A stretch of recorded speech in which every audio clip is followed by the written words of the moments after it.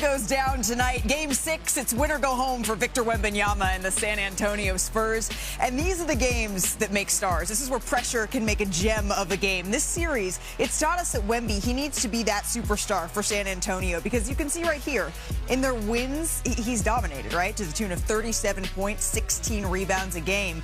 But in losses, those numbers have dropped to 22 and 9. He will need to be exceptional to force a Game 7 against the Thunder, who are now just one win away from their second straight finals appearance. And in this era of parity, the last team to do that, remember, it was the Warriors, who made 5 straight between 2015 and 2019. And health has just been such a huge factor in this series. So for more on the health of the Stars in Game 6, we say hello to our senior insider, Shams Charania. Shams, what can you tell us about the likelihood that Jalen Williams is going to be available for this game?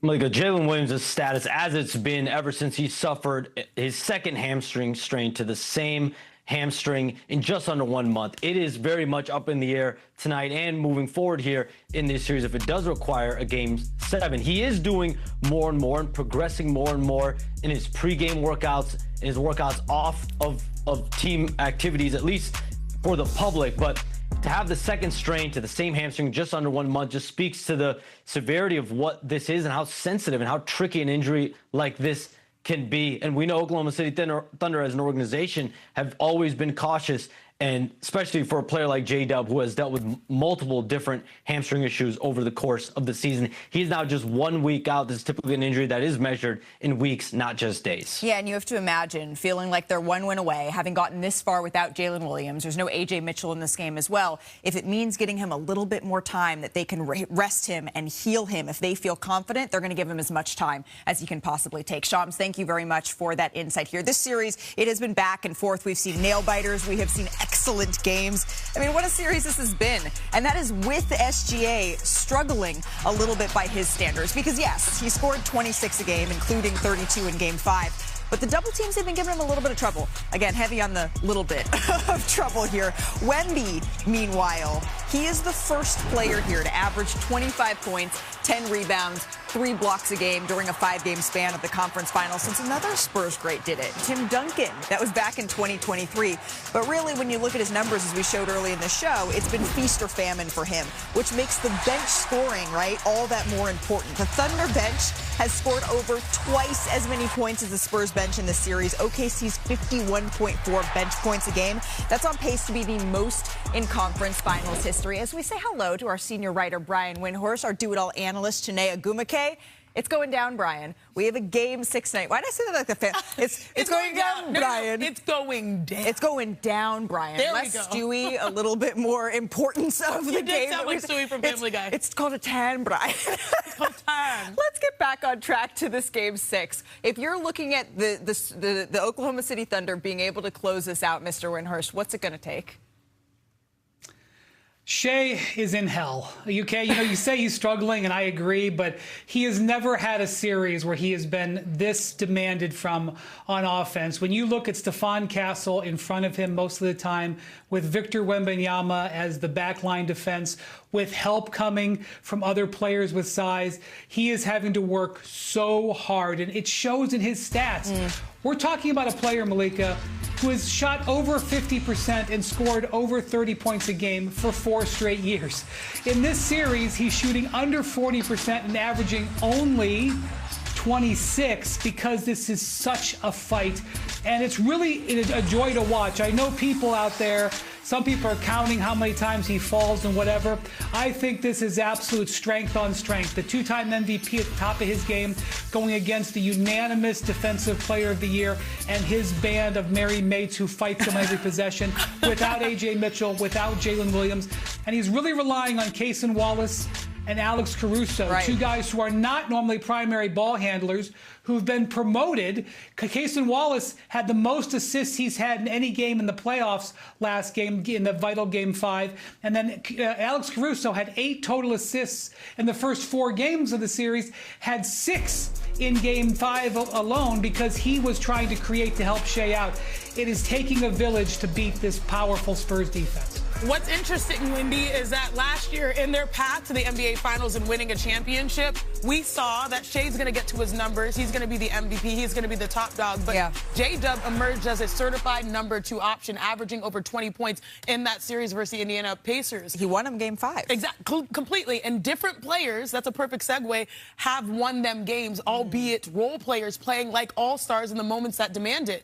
In game 1, it was Alex Caruso. That was like the game 1. Even though they didn't win, you're still seeing big performances. Finally, the number 2 showed up. Right? Chet Holmgren. He's going to be critical. He finally got a double-double, 16 and 11. But it's more than that, because on the road, your supporting cast has to make shots. No better example of this than Chet Holmgren showing up on the road. But also, let me add into the conversation, into the group chat, Alex Caruso. Alex Caruso at home has averaged 23 points per game, shooting 58% from 3. On the road, though, 7.5 points per game. And so there's a drastic difference on how these guys are shooting the ball to provide help for Shea to not feel all of that pressure. And I don't think history in this case maybe is the best indicator of how tonight is going to go. But we did see the Thunder play a couple of 7-game series last season on their way to a championship. They were not good, Brian, in Game 6 against Denver. That was on the road. They were not good in Game 6 against the Indiana Pacers. That was on the road. And the last time that we saw all of these role players that Shanae is talking about back in San Antonio, a lot of them, Alex Caruso chiefly, really struggled in this game, knowing that it's not likely that J-Dub's going to play, knowing that there is no A.J. Mitchell. How can they make an adjustment there? They were not good in Game 4 in this series, the last time they played in San Antonio. Exactly. So I would agree with you. And so, like, they are going to need some energy early on from Chet Holmgren. Chet Holmgren and Isaiah Hartenstein were able to outplay Victor Wembanyama in Game 5. I'm not saying that's going to happen again, but if you look at Chet Holmgren and Hartenstein, I believe they outscored Wembanyama and they out-rebounded him together. It's going to take a team effort, but I love the way that Chet came into that game with a scorer's mindset. He has got to apply pressure to get some of the attention off of Shea, because Shea is struggling to breathe. I am actually very impressed with the numbers that Shea is putting up, and especially on the road where you can't necessarily count on those role players. Count on your other All-NBA guy. You know what's crazy, Wendy? What you say about Shea can be applied to Victor. Struggling to breathe. The physicality, you know, the way that they've gravitated to him. We have this new stat, gravity, right? Victor Wembanyama cannot breathe. We saw that in Game 5 in the same way that SGA is dealing with double teams, and that's why we're seeing some of those slow starts. And for me, it just comes down to how you style the game. Victor, to me, he was fatigued. That was a fatigue game. He did not have his legs. We saw that on the three-point shot. He was over 5 from 3. He got stuffed on some dunks, right? He should be more rested, but both guys play inside out, despite being a guard and a post player. In Game 1, Victor Wembanyama had 6 dunks, I believe. Now, in the last game, in the last win, he had 4 dunks. Right. Whenever he dunks the ball more, his team wins more. Go on the inside, similar to Shea. Shea has to be able to score in transition before the defense gets set up. Right. So it's interesting to see a guard and a post have similar pathways for success. But as much as we talk about Shea struggling offensively, what we really mean is he's struggling to score, because he is averaging 10 assists, right, a game. And so that would be, nearly 10 assists in the conference finals. So while his scoring is down, the playmaking is there. It's just that the other guys have to capitalize on that. Yeah, the playmaking is hot and cold based off of his teammates being able to shoot. And we tend to see this hot and cold where it's cold on the road and hot at home. Because what does Perk say? Perk's not on the show, but role players play better at home. He's not lying. He's been saying it for a very long time. That was very good. But that is, was that good? Yeah, that was good. But that is absolutely the truth. And so I think for Shea, again, beating the defense down the floor and attacking there, what's crazy is that Victor is always looming. And sometimes the looming works to Shea's benefit so he can pass. But when it doesn't, that's where he has to look to capitalize. But, like, this is the first time we're seeing Victor Wembanyama in a postseason. Right. It's unbelievable. Yeah. He is the help side defender coming to slow Shea down. No one designed in basketball can do that better than Victor. Yeah, and Victor is going to have to be that superstar that we saw in Game 1, that superstar that we saw in Game 3 in order to force a Game 7 in this series. We're going to dive much more into this Game 6 as NBA Today rolls on, but we just got some news a couple of minutes ago out of the NBA Board of Governors meeting. They just held a vote on a major overhaul for the draft lottery. NBA draft, you know it. There's going to be plenty of debate, right, between now and then over the next 4 weeks. about how the top of the draft is going to look. But as of right now, our draft guru, Jeremy Woo, he is the Wizards taking AJ Bonsa with that top overall pick. But this draft, it's so much deeper, right, than just the top 5. Yesterday, the field of draft prospects, it crystallized a little bit more because the NBA draft withdrawal deadline, it hit at mid-length. So projected first-round picks, Christian Anderson, Alan Graves, Koa Pete, they actually all decided to stay in the draft, but several top 40 players, including Andrei Stojakovic, will be returning to college here. And you can see other top prospects in the transfer portal waiting for decisions to be made here, which brings us to some breaking news, because this is the last year we're going to see the current draft lottery process. Shams Charania is here with more. Shams, I understand that the Board of Governors meeting, it just wrapped up. What exactly did they decide on how the draft lottery is going to look moving forward? Malika, sources tell me that the NBA's Board of Governors has voted and approved new anti-tanking rule changes, draft reform moving forward, starting in the 2027 NBA draft. The draft lottery will now move from 14 teams to 16 teams. Overall, there will be flattened odds, but most importantly, the bottom 3 teams will be punished with lessened odds moving forward for the #1 overall pick. It's called a 3-2-1 lottery reform because now if you're a bottom 3 team, you will actually be penalized with lesser lottery balls, as in 2, than other potential teams that are slotted 4 through 10. I'm told the vote passed 29-1. The Memphis Grizzlies were the lone team to vote against, and that's because they have the Utah Jazz pick next year that now, because of the new rule, which has a couple stipulations, one being you can't pick #1 in back-to-back years. The second stipulation is you can't have a top 5 pick in 3 consecutive years. So that Jazz pick now will not be able to be a top 5 pick. The Grizzlies are receiving the bad end of an unintended consequence from what is now, for the NBA, a radical response to radical behavior. The NBA felt that there were nearly 8 to 10 teams jockeying for lottery odds down the stretch of this season, and the goal from the relegation zone is right now to try to get those bottom 3 teams to compete to stay out of that area and have more lottery balls, and for teams that are slotted 4 through 10 to not be in that relegation zone because you don't want to be there because you have lessened odds. So trying to incentivize winning, and this comes after months and months of conversations, debate, brainstorm. And Malika, one more point to add. With this vote, the Board of Governors have now given Adam Silver increased disciplinary authority to implement a wide range of action depending on tanking violations moving forward. Fines up to $10 million. He can take draft picks away. He can also have teams forfeit their picks. He can change picks. He can change odds. So this now gives Adam Silver, the NBA commissioner, increased authority. Wow. All right. So really bringing the hammer down on tanking. That is the idea behind this new policy, Shams, that the Board of Governors just voted to pass. Not unanimously, but voted to pass. Thank you very much for that insight. I do want to bring Brian Windhurst into this discussion. Brian, Shams does such an excellent job at explaining something that I think is very complicated.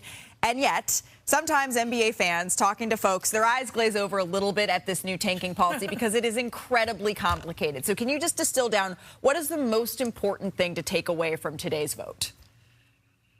Yeah, it used to be if you were a bottom 3 team and boy, or 4 team, and boy, did teams really try to get in that bottom 4, you had the best chances. And now they're just making it very hard for you to win the top pick. So under the current system, which we just had, if you were in that top 4, you all had a 14% chance of winning that #1 pick, and obviously a really good chance of being in that top 3. Now, if you've got one of the worst records, your chances of getting a top pick have been slashed. You have a much better chance of falling into the 6 through 12 range, and you could fall all the way to 12th, Malika. You could have the worst record in the league and end up with the 12th pick, and there's a reasonable chance you're going to be back there. So they want teams not tanking to get into the bottom 3. They want teams fighting to the finish to get out of the top 3. And look, they understand that this is a triage situation. This is a bleeding wound. And the reason we know that is part of this is that they're only planning to do this for 3 years. This is a 3-year window. Now, they may extend it, but they've already got what they call a sunset provision in there. The sun's already coming down. We're already past noon. 3 more years, and they may take this away. But I also think something's interesting is that with the lottery will no longer be numbers anymore. It will literally be balls with the team's logo on them. And I suspect that the NBA will do it live. Yeah. That they will watch, and all the fans will see the balls come out with the team. It won't be an hour later or whatever, which breaks my heart because I love that intrigue. But those will be the differences that we will see coming out. But you're right. Having this in place for 3 years is the NBA saying this is an acute problem. We need to deal with it now. We know that this may be a slight overreaction, but that is how egregious we see these tanking violations as. All right, we'll have more on that as we march towards the NBA draft. But, Shanae, we got some WNBA action to get to. So let's go coast to coast, starting with Minnesota. Natasha Howard, Courtney Williams, Olivia Miles gave Atlanta nightmares. This is how it went down at Target Center, right? Oh, snap. In the second quarter here, Angel Reese collects the offensive rebound, kicks it out to Jordan Canada for three. JC, former teammate of mine, when she's knocking down those shots, it's a good look. And hello, face. Reese had never declined. 10, 8, and 5. Olivia Miles. Leader right here for Rookie of the Year. She's averaging 15 points per game and also leading rookies in assists. And then Miles once again. Oh, my God. Look at that dime. I would love to play with Olivia. A little pick and roll there. Player. So watch this. Miles gets to the bucket again for 2, but did you see the celebration afterwards? She goes a little too small. This is what Natasha Howard had to say about Miles' celebration. You don't really see a lot of rookies coming in being like her, being herself, being comfortable who she is. But she kind of gave me like a Lindsay Whalen back then when Lindsay was playing. So I love it. But we got her back though. The Vets got her back. Confident. Miles had 16 points, 8 rebounds. Electric. The Lynx get the win in this one. And as you can see here, early on, Olivia Miles is doing a little bit of everything here, joining a short list of players to average 15, 5 boards, 5 assists through 7 games. Short list, great company. Exactly. Look at that. Caitlin Clark, Sabrina Ionescu, Candace Parker, the only players in league history to do it. And don't look now, but the Lynx are a WNBA best 5 and 2. That is a surprise, knowing that Napisa Collier is not playing. Let's get to the Liberty. Speaking of not playing, no Satu Sabali, no Sabrina Ionescu, but it was raining threes. Hallelujah. The French fry. She be frying people. Marie Johannes. A little no-look pass there to Leonie Febish. Oh, my gosh. She has the most razzle-dazzle passes. And then this was her just getting started, though, Shanae. Oh, man. The one-legged shots, quickest release, highest arc. Marine is just a delight to watch play basketball. She had a career-high 7 made threes in this game, but New York did trail by 1 at halftime. So let's go ahead to the third quarter here. Liberty go on a 6-0 run. There's my girl, JJ. JJ, inside-out game. Love it. Rains the jumper, so now it's an 8-0 run. Jones again. Why not take a 3? Guard her back. She loves shooting threes. She had 17 points in this one. And then Brianna Stewart. A little jumper. What did I say? And one, son. And one, hun. I like that. 11 points for Stewie. And then, now on a 21-0 run, New York went on to win this one 84-74 in this one. And we thought that they would be sitting pretty. The ever pivotal Game 5, even at 2. The Western Conference Finals return to Lower Bricktown with a best of 7, now a best of 3. Right now, let's go, man. We take home court, man. Have fun with this thing, man. Let's go, baby. Be confident. Us on 3, 1, 2, 3. Us. Whoever hit first, whoever won it all, that's what they win tonight. Absolutely. Whipping up a beautiful finish with one hand. Kane lifting, launching, knocking a 3. McCain feeling it. Fucking it. Jared McCain could be mayor of this city right now. Game number 5 to the Thunder. 1 win from a return to the finals. I've been saying it all year. We're a group of 1 through 15. And we wouldn't be this deep in the season without everybody on the team. And it just showed again tonight. Game 6 is tonight, and the Thunder are looking to advance to the NBA Finals for the 2nd straight year. So let's just take a look back here. This is going through our scorebook, games 1 through 5. Game 1, remember, it was a huge game for Victor, and it was defined by one big shot.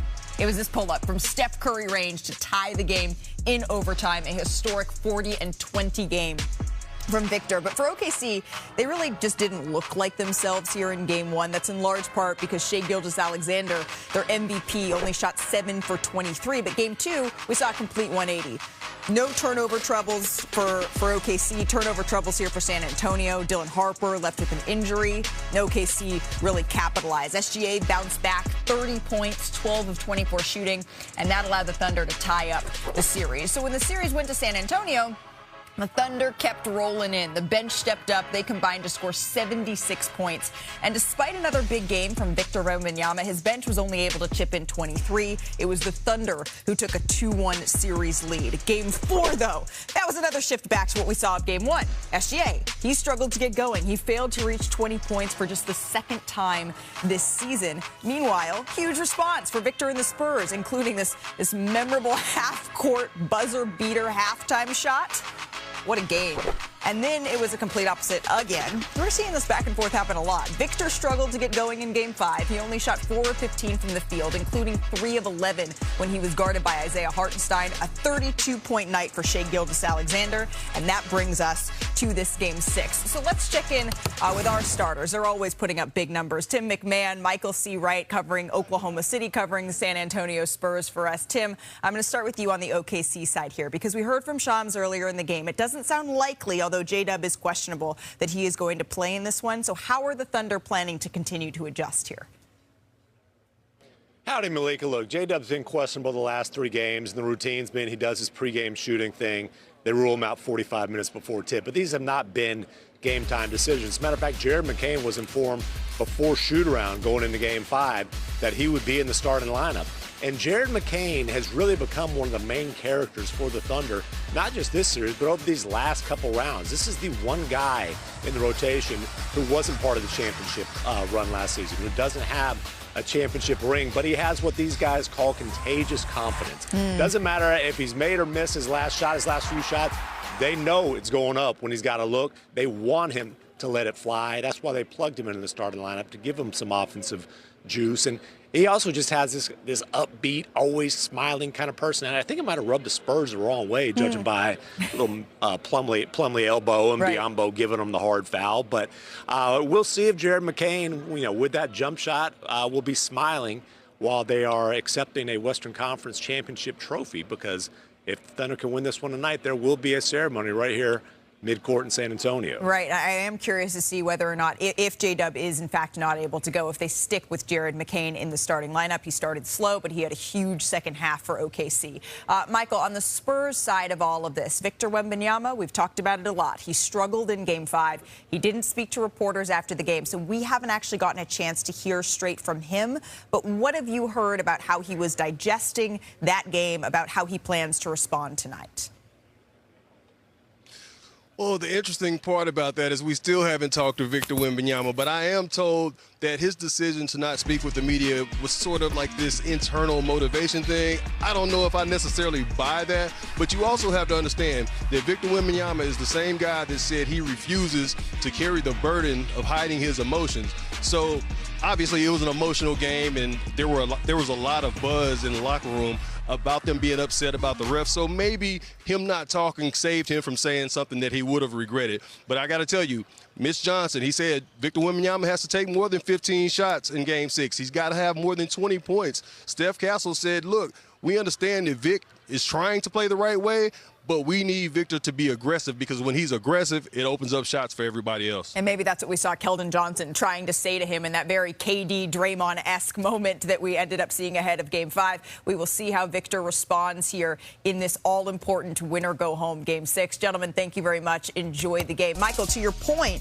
Wemby, though, he went for just 20 points, 27% shooting in Game 5. That's after he scored 30 a game on 53% shooting in the first 4 games. In fact, he made at least half his shots in each of his first 4 games before that Game 5, where he had a little bit of a clunker here. But, Janae, there's a big reason why. It's not just Wemby struggling. Someone is doing this to him. Tell us what's going on here. You know what the kids love to say? He understood the assignment. This is an assignment right here, this matchup. Isaiah Hartenstein taking on Victor Wembanyama, and he got a check mark in the last game. Let's show his impact, because he helped limit Victor Wembanyama to 4 of 15 from the floor. First and foremost, Victor, he pushes him outside the lane to get him to the top of the key, and he's able to guard him in single coverage and have a good contest. That's one. That's on the inside. Now let's talk about the outside, because Victor Wembanyama going into Game 5 was shooting 43% from three. He has his feet outside ready to defend, but most importantly, he has help on the backside. Shout out to Case of Wallace for being able to react here, slow Victor down so that he buys Hartenstein some time. And now, once again, he's on an island in single coverage, and he's able to, as Perk would say, move those puppies and contest. That was the effort defensively that Hartenstein had. Now let's switch over to offensively, because it's wild. The Thunder, they shot 69%, 11 for 16 on Victor because of plays like this and shots like this. The patented floater that he has with the left. It's really nice, and it's because Victor often sees himself in help side. Watch here. This is where Hartenstein is. He's in the dunker spot. Again, Victor is in help side guarding two, which means he's a step late. Hartenstein makes the right read. The extension is there. I always say that his wingspan is infinite. He knocks his floater down. Another possession. He's always moving without the basketball. He's looking for it too. Here, he's generating offense. Here's a nice little slam screen. Once again, Victor's in a conundrum. De'Aaron Fox is late here. He's having to guard here.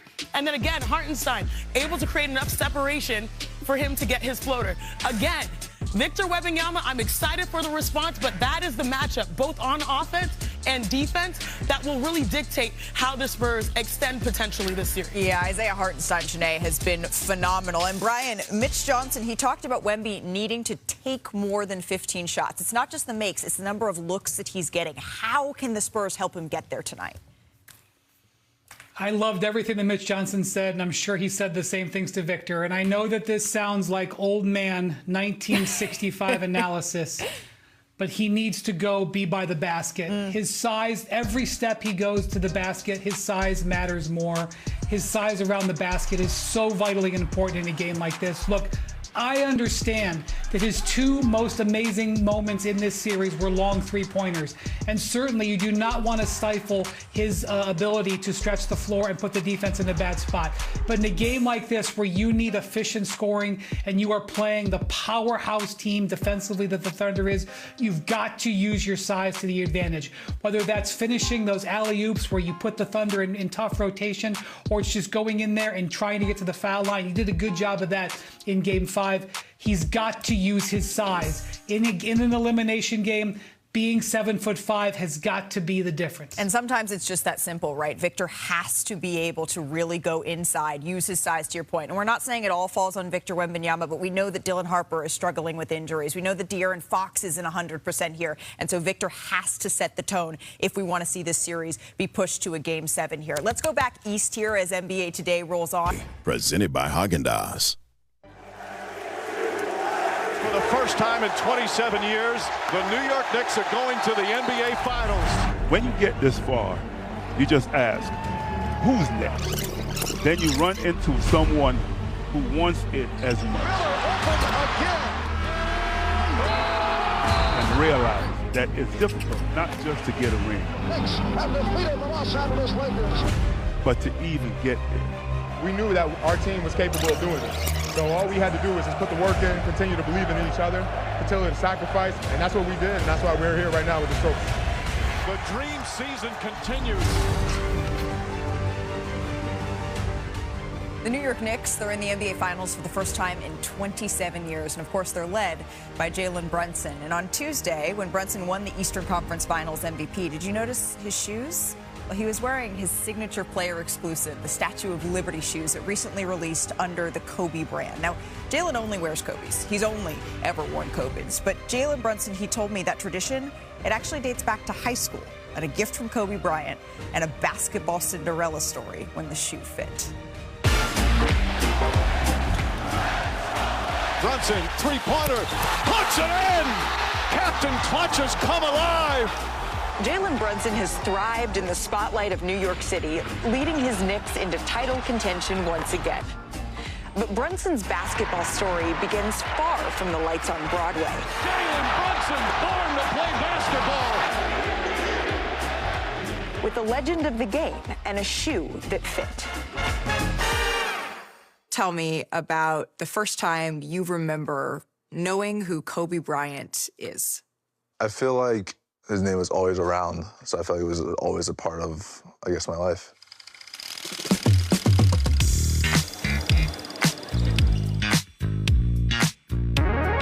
My mom and Kobe's sister Sharia were teammates. They played volleyball together at Temple University. We became roommates, and that's how I got to meet her little brother, who just was always with the basketball, always coming to visit, and wanting to get on the court to play with the college players. He was just Sharia's little brother.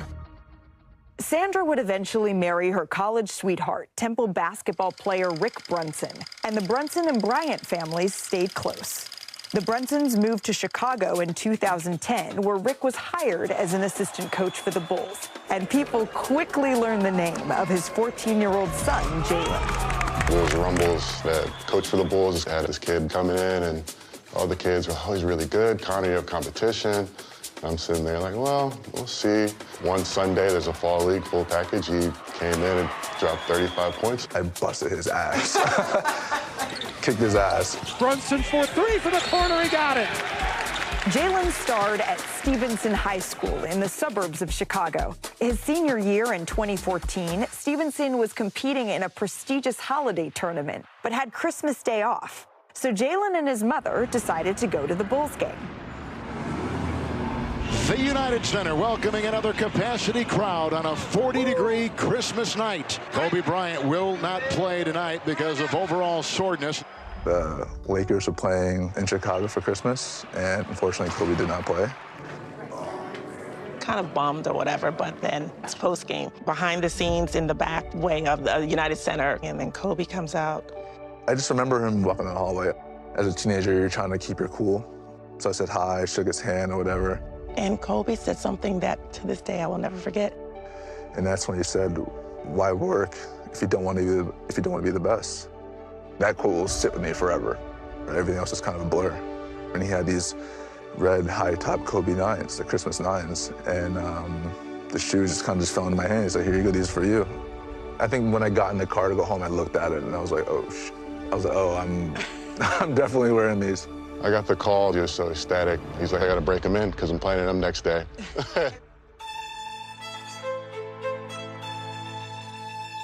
That next day was the semifinals of the Proviso West Holiday Tournament. The Stevenson Patriots won a season in that final. We had a team rule. We weren't really supposed to wear non-team colored shoes. We were green and gold. I was like, I'm wearing these red shoes. Like, there's nothing that's going to stop me. And nothing did. Wearing Kobe's Christmas 9s, Jalen racked up 16 points, 7 assists, 6 rebounds in the semifinal, and then 27 points, 6 assists in the championship game. You just feel some type of way when you're wearing a shoe like that. I feel like it gives you extra, confidence boost. And you see people look at your shoes and you're like, oh, he has those on, or what are those? Like, those are hot. Stevenson won the championship, and Jalen won the tournament MVP. Played well. I played pretty well. It's got to be the shoes. It's definitely the shoes. It's definitely the shoes. And ever since, there have been plenty of those special basketball moments. Jalen Brunson buries it! And this season, Brunson got his own shoe release under Kobe's brand. This is kind of like an ode to New York, one of the most iconic symbols, Statue of Liberty. And so really wanted to kind of say thank you to the brand and also say thank you to New York. It's like a full circle moment, especially when talking about those sneakers from the Christmas Day game. Kobe, did he ever know about the performance you had in those shoes? I don't think so. I would probably say no. Damn, yeah. At that time, you're not thinking anything of it. Knowing what we know now, I would 1,000% would make sure he would have known. Yeah. Pretty incredible. I mean, what are the chances that they wore the same shoe size in high school? And Jalen Brunson, I think Kobe would be proud of the numbers that he is putting up and the winning that the Knicks are doing here in the postseason. Because Brunson's just the third player in NBA history in the playoffs to average 25 points, 5 assists over an 11-game streak. And he fittingly joins, yes, 2017 Steph Curry, but also Kobe Bryant in 2001. And Brunson, he spoke today on what he's focused on with all this time off between now and the NBA Finals. Obviously, just being ready to go by the time Game 1 hits.